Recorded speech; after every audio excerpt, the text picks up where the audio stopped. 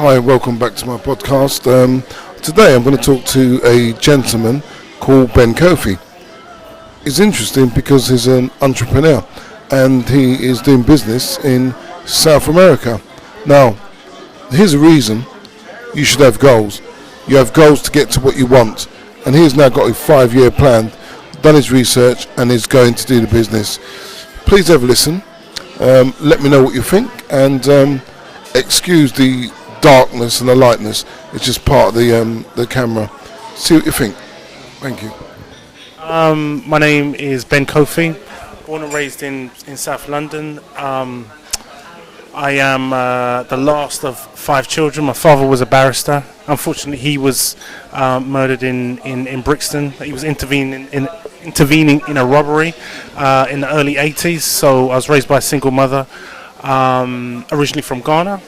And I am 38 years old, self-employed. I sell products online, so website, Amazon, eBay, and I'm soon to be migrating to the Caribbean coast of Colombia. Well, basically I started around about 8 years ago. I used to work in IT, and what I did was I experimented with selling things online. I was in a huge amount of debt at the time, around about £45,000 in debt due to a previous business going wrong. And I was desperately searching for a way to try and get myself out of debt at the time. And like I said before, I was working a 9 to 5 and stumbled across selling health products online. And then stumbled on a thing a few years ago called private labeling.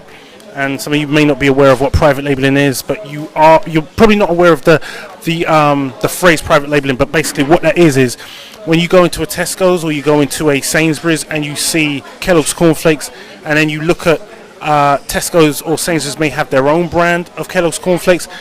Simply that's what private labeling is. They've taken that particular product and they've made their own. They've put their own margins on it. They branded it themselves, and sometimes it's an improvement on the original, sometimes it isn't. But the main thing is they're making their own margins on that particular product, which is popular. So I do pretty much the same. I look at popular products. I look at how the trends of those products, how I can improve upon that product. Can I bundle it with something else? Can I improve upon the packaging? Can I make it more luxurious and sell it basically? And at the moment, Amazon.uk.de, which is Germany, .ca, which is California, and .com, which is USA.